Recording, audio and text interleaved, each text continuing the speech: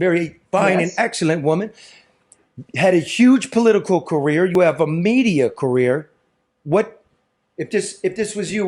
What would how would you handle it? Would you be calling me, going, give me the tape? No, you can't do that. And people do that all the time, Charlie. They get upset or disappointed when they find themselves either saying something that they either didn't want to say, didn't mean to say, or are being criticized for what they said. And I think that that's the issue. I don't think that it changes her position. I just don't think that maybe she's cut out for the criticism that she is receiving for that. If she's staunch in that position, then she's got to be able to take, the pokes and the prods for those who disagree with that position, including me. I don't agree with that. Ooh, take it from the queen of the scene. Seriously, that's a good point. Yeah.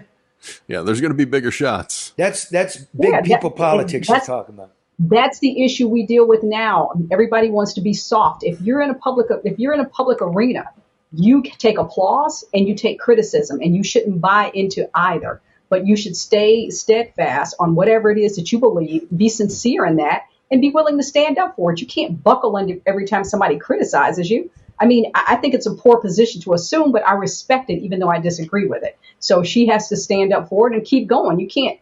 That's a waste of time. She's got to, she's running for governor or she's running for class president. I mean, so. Wow. So take that. Suck it up. That's all right. And it's an electric issue. Roe v. Wade just got overturned. And so know what you're saying. There's nothing wrong with that. Karen, do you got to jump? Yes, I do, Charlie. You guys hold it down and I will see you. Okay. We were just about to mansplain abortion. Well, you guys go right ahead. And if, in fact, you say something wrong, then let's see the edited and the unedited version, and then I'll explain it. I love you dearly. See you later. I love you guys back. See ya. Bye. Thanks, Karen. All right, let me mansplain abortion to you, okay? Let's start with this. As a young man who attended the campuses of Ann Arbor and Berkeley, California, very liberal, I was reminded over and over that abortion was none of my business. A man had no say in matters of reproduction. Few people asked my opinion, and I rarely gave it. Roe v. Wade had already settled it. But now the U.S. Supreme Court says it is my business. And volunteers funded by the ACLU, whom I know, and Planned Parenthood, whom I don't, came knocking at my door and car windows this summer over and over, asking for my signature for a ballot proposal that seeks to enshrine abortion rights into the state constitution. The proposal garnered the most signatures ever for a ballot proposal in Michigan. Still, I'm not sure what's really in it. I can't tell through the foggy language, and I'm not sure most Michiganians do. It reads like an infrastructure bill cooked up in a smoke-filled back room. When I contact the ACLU, whom I know, or Planned Parenthood, whom I don't, the backers of this proposal, I get the stiff. And that's too bad. I'm trying to make an intelligent choice for my unborn granddaughters too. I might be pro-life in my home, but I am pro-choice for people in their homes and their bodies to a point. If the referendum fails, Michigan reverts to the old draconian law of 1931, in my opinion, that bans abortions in all cases except for the life of the mother. Doctors who performed the procedure would not be sent to prison. I'm not for that, nor are most Michiganians if the polls are to be believed. But this referendum, it appears, swings things in the complete and opposite direction. I'm going to say this right now. Currently, the law says in Michigan, you may have an abortion up to viability, which is 24 to 28 weeks. That's about 5.5 months. Okay. You can't have partial birth abortions. You can't use the vacuuming procedure. Parents need to be notified about their kids. That's what it is. I don't hear a lot of people complaining. I grew up here. I don't hear it.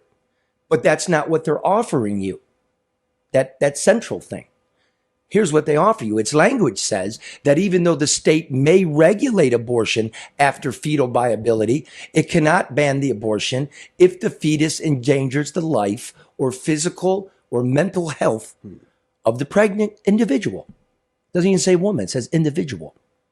So does this mean a woman feeling depressed or anxious about the prospects of raising a child has the right to abort it at 8.5 months? Meanwhile, fetal viability is given no specific time marker in the referendum's language. Does viability begin at 24 weeks, 5.5 months, as medical professionals commonly agree? Is it 6 months, marking the start of the third trimester, as Roe laid out? It doesn't say. Citizens should know this before they vote, or this could play out for decades in the courts. We have a chance to settle it. The referendum defines fetal viability as this, and I quote, "The point in pregnancy when in the professional judgment of an attending healthcare professional, there is a significant likelihood of the fetus's sustained survival outside the uterus without the application of extraordinary medical measures," unquote. So what does that mean? What is a healthcare professional? A doctor? A dentist? A doula? A chiropractor? When is there the likelihood of sustained survival? What constitutes extraordinary medical measures? Is that an incubator? The proposal doesn't say. If we are proposing an eternal amendment to the Constitution, where is the language about notifying parents that their child is seeking an abortion? My dentist won't remove my child's wisdom teeth without my written consent. And a dentist is a licensed doctor. Would the referendum, should it become law, make it legal that my underage daughter can get an abortion from a dentist or some other undefined healthcare professional without my knowledge? What if something goes wrong? Would the dentist or the doula be held accountable? I don't think it reads as such in this legislation. It appears we now have two extreme choices here: all or nothing. As repressive as the 1931 law is, at least its language is clear. Those who drafted the Michigan Right to Life Reproductive Freedom proposal need to come into the light before the November election and tell us what they're really after. I doubt they will. If this proposal says what I think it does, I'm not wholly convinced the majority of citizens would accept it. And where would that leave us? Whew. It's a great question. Probably with more questions. That's where it would leave us. We'll be fighting it eternally. Yeah. The centrist, believes that this language we're going to enshrine how we have it now, right? That means partial birth abortions. That means part of the baby's coming out. That's not law. Yeah. Right? Most people are not for that. I've spoken to a lot of women because look, it's like, I told you, I went to Berkeley, I went to Ann Arbor, I learned what young women were telling me, hey dude, stay out of it. And I tried to, but now you're required to ask me and I'm going to speak up. Yeah. And I'm not a hater. I believe you should have a right to choose. Well, in a proposal too, you should be able to ask questions and be able to get them answered too. And every time I read something in the media, you know what I mean? It just glosses over all of it. Yeah. Well, and that's not doing, what do you expect? It's not doing any of us any good. Mm-hmm. You know what I mean? Yeah.